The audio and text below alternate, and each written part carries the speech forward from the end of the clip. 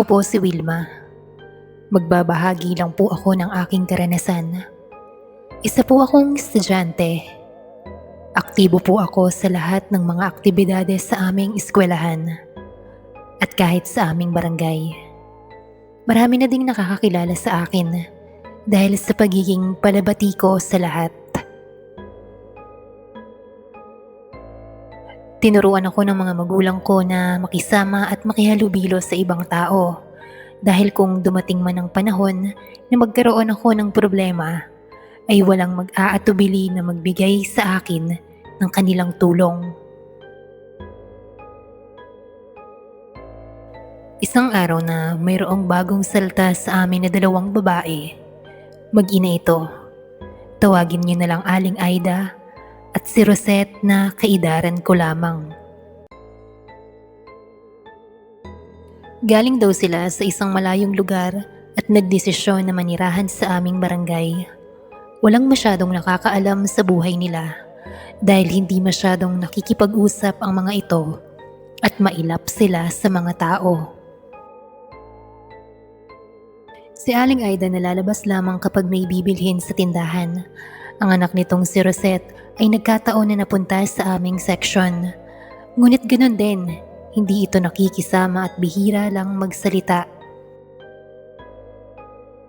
Kaya naman bulong-bulungan ng mag-ina sa aming barangay na kesyo mga suplada daw ang mga ito at mataas ang mga ere. Ilang buwan na ganun ang naging buhay nila. Ayos lang yun dahil mas mabuting may tahimik na kapitbahay kesa naman sa palaaway at magulo.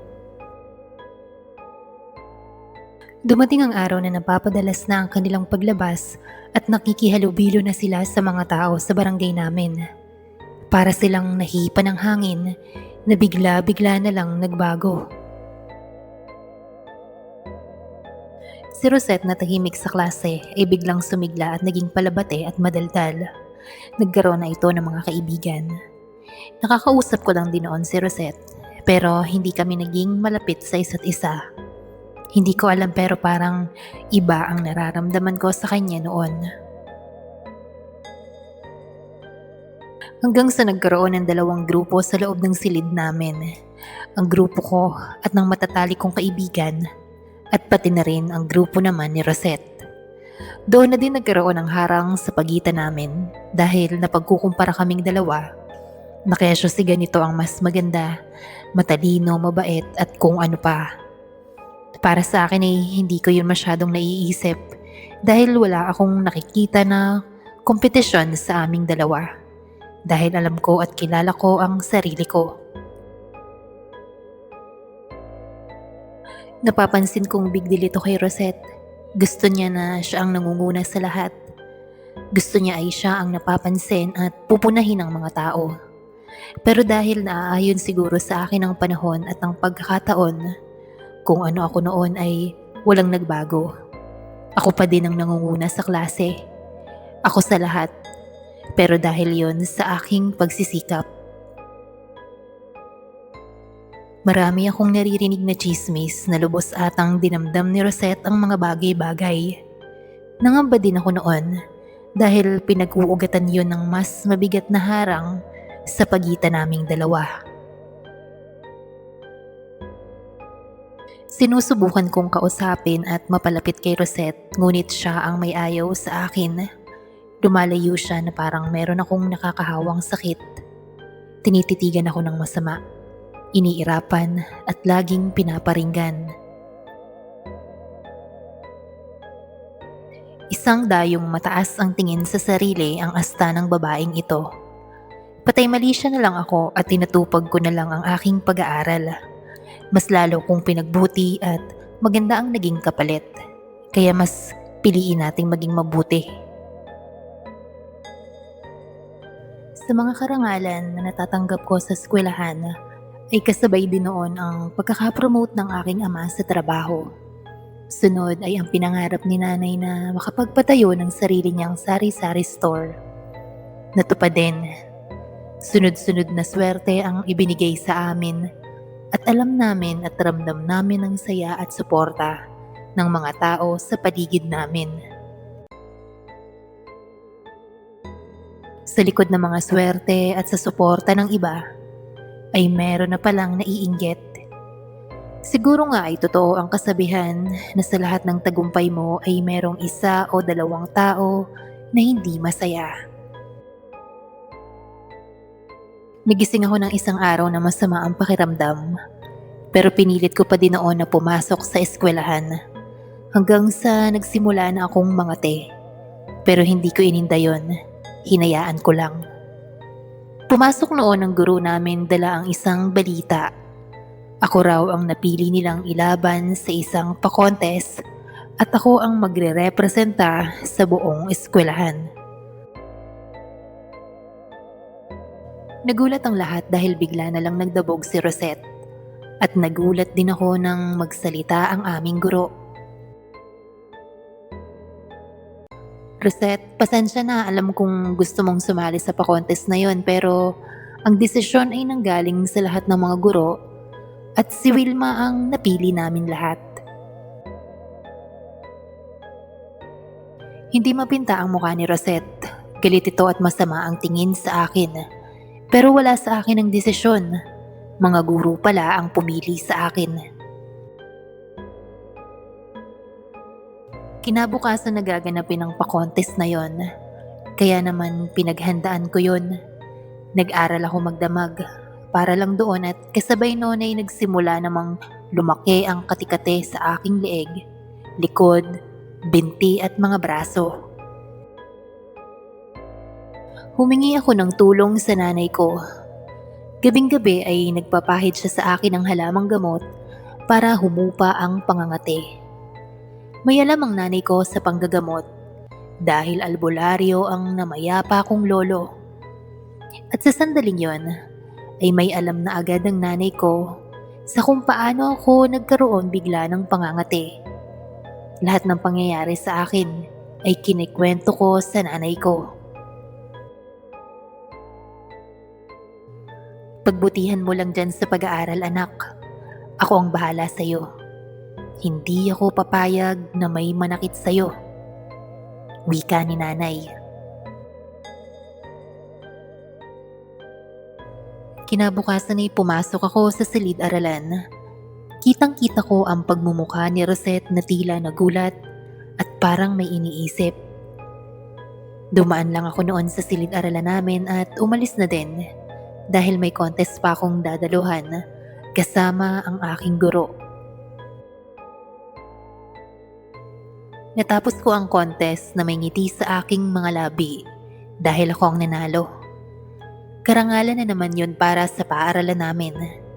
Sunod noon ay bumalik kami sa eskwelahan para ipamalita ang magandang resulta ng aking pagkakapanalo.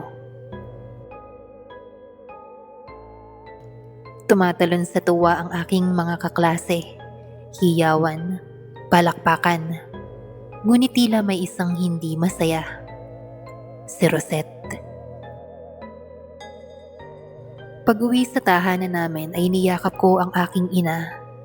Nagpasalamat ako sa kanya dahil kung hindi niya ako napagaling sa pangangati ko, tiyak ay hindi ako makakadalo sa pa-contest.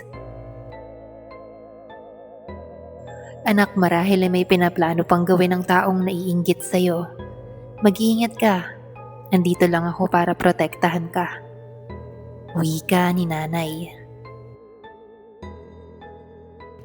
Baka mas malala pa po, nanay, ang magawa nila sa akin. Natatakot po ako.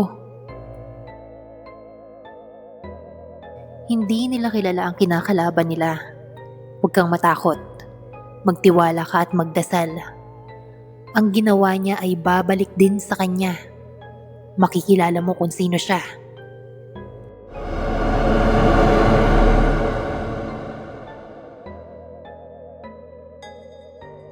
Kinabukasan ay pumasok si Rosette, pero nagsimula na itong mangate.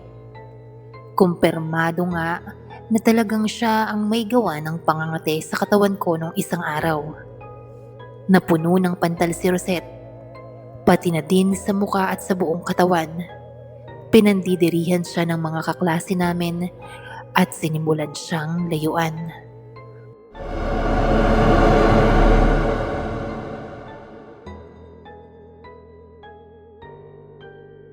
Ilang araw itong hindi pumasok at hindi lumalabas ng bahay. Hanggang sa dumating na ang bakasyon namin at mas lalong hindi na namin nakita si Rosette. Nagkaayaan noon ang ilang kaklase namin na puntahan si Rosette sa bahay nila. Hindi na ako sumama noon at nakibalita na lang ako sa kanila. At ang kwento ay, ang pantal-pantal at katikate na nangyari kay Rosette ay naging itim at hindi na nawala. At gumawa na din ito ng kwento na may kumulam daw sa kanya. At ako daw yun.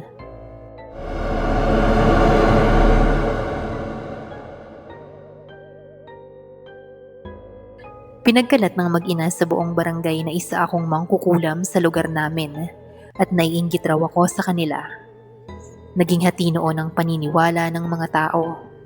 Merong kampi sa kanila at syempre yung totoong nakakakilala sa akin ang siyang pumanig sa akin. Hindi namin pinagpapansin ang ginawang paninira sa amin ng mag-ina, pero dahil sa gumawa na naman sila ng isang bagay na talagang nagpagalit sa amin, lalo na ng nanay ko. Hindi nila napagtagumpayan na papangitin ako dahil naproteksyonan ako ng nanay ko. Kaya naman ang tatay ko na sobrang sipag sa pagtatrabaho ang pinunterya nila. Hanggang sa trabaho ay nakarating ang chismis na mangkukulam daw ang pamilya namin, dahilan para matakot ang lahat sa tatay ko. Ang kwento ng tatay ay ilang araw daw niyang nakikita ang nanay ni Rosette sa kumpanya nila na merong binibenta na kung anong pagkain sa opisina nila. Ang hinala ng nanay ay may dasal o gayuma ang pagkain na yun, kaya napaniwala lahat ng mga katrabaho ni tatay. At pati na, ang amo nito ay napakain din.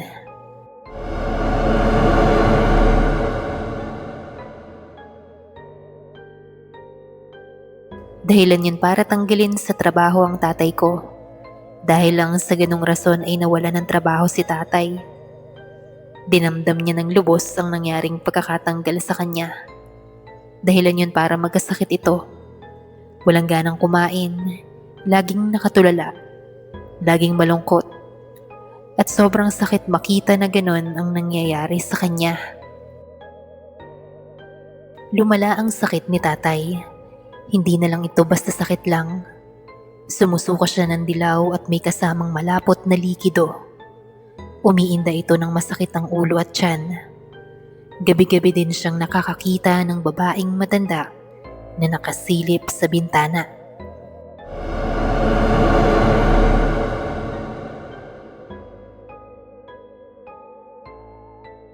Hindi ganon kasapat ang kaalaman ng nanay sa panggagamot. Yung mga simpleng sakit lang daw ang kaya niya. Pero ito, at yung nangyayari sa tatay ay hindi niya alam kung paano kukontrahin. Simula noong nagkasakit ang tatay ay gabi-gabing may malaking ibon na gumagala sa taas ng bubungan namin. Napapadalas ang pag-alulong ng mga aso. Hanggang sa isang gabi ay nagpakita sa amin si Aling Aida. Nasa harap lang ito ng bahay namin. Nakangisi, nakatayo ng diretsyo, at may hawak itong isang manika.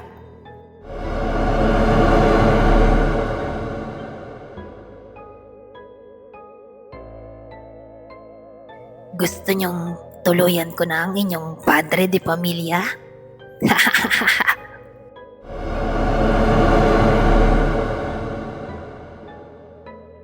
Sukdula na ang ginagawa niyo sa amin.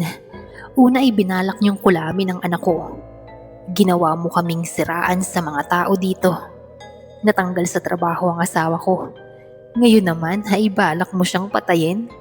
Sobra na ang inggit ninyo sa pamilya namin. Wika ni nanay. Naiirita ako pag nakakakita ako ng masasayang pamilya. Dapat matigil ang kaligayahan nyo.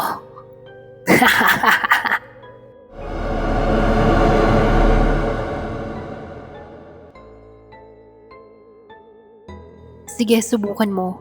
dahil mas matindi ang balik niyan sa'yo. Nakakaawa ka naman. Dalawa na nga lang kayo sa buhay, malungkot pa kayo at naninira ng buhay. Pwes, humanda ka. Nilaksan ni nanay ang pagsasara ng pinto noon at galit na galit. Naupo ito saglit at nag-isip ng dapat gawin. Kinabukasan ay nagpatulong si nanay sa mga kakilala niya para tuluyang malaman ng buong barangay kung sino talaga ang totoong mangkukulam. Pinagplanuhan ito ng ilan naming kakilala. Susugurin nila ng palihim ang bahay nila Aling Aida. Hating gabi noon, nakahanda na ang lahat. Ang iba ay nauna nang magmanman malapit sa bahay ni Aling Aida. Tahimik kaming lumalapit sa bahay nila hanggang sa unti-unti na kaming nakalapit. Una pa lang ay may naririnig kaming parang bumubulong sa loob. Humanap kami ng butas na pwedeng silipan at nagulat kami dahil kitang-kita namin ang mag-inang nagriritual sa loob. Madaming kandila na nakapalibot sa kanila. Nakabilog ito. May kung anong santo doon. Nakaluhod ang mag-ina at hawak ni Aling Aida ang manika na ipinakita nito sa amin ni nanay.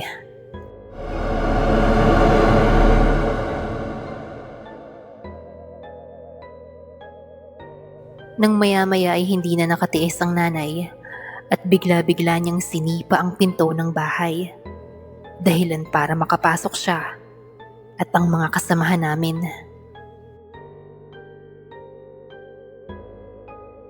Huling-huli na kung sino ang mangkukulam, sabi ni nanay. Agad-agad ay kinuyog ng mga kabarangay namin ang mag-ina. Pinagtulungan nilang itali ang mga ito at ang ilan ay sinaktan din sila. Nagmamakaawa noon si Rosette at napaluhod itong tumingin sa akin. Patawad, Wilma. Hindi ko na uulitin. Naiinggit lang talaga ako sa iyo. Sa inyo ng pamilya mo. Ang buhay niyo. Kumpleto at masaya ang pamilya. Wika ni Rosette.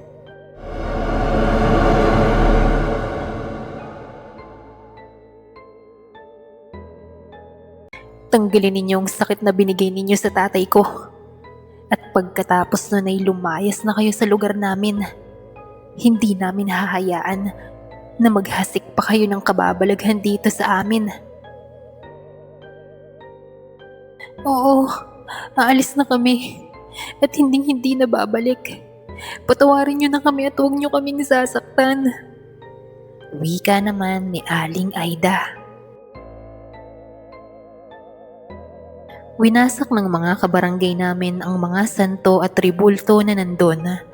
Lahat ng mga bagay na ginagamit ng mag-ina sa pangkukulam. Mga botelya na may laman na tubig o kaya ay langis. May mga ulo pa doon ng hayop at maraming gawang manika. Mga kwintas at kung ano-ano pa ay sinunog na din.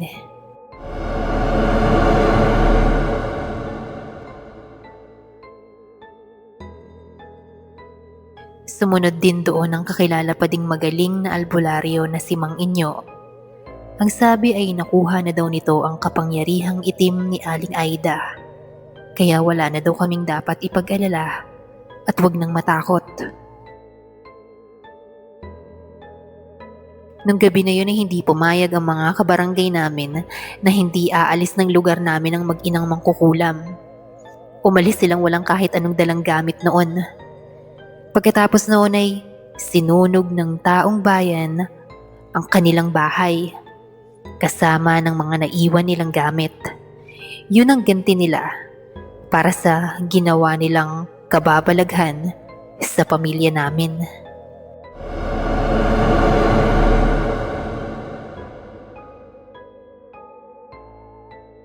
Dumaan ang ilang araw ay tuluyan ng gumaling si tatay.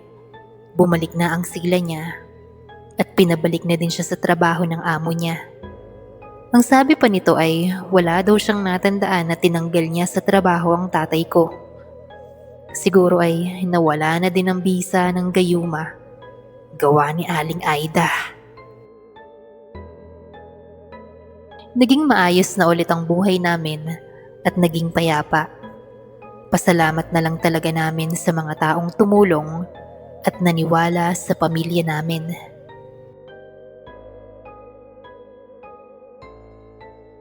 Sana nga ay totoong wala ng itim na kapangyarihan pa si Aling Aida para naman kung saan sila mapadpad na lugar ni Rosette ay hindi na sila makaperwisyo at mainggit sa ibang tao.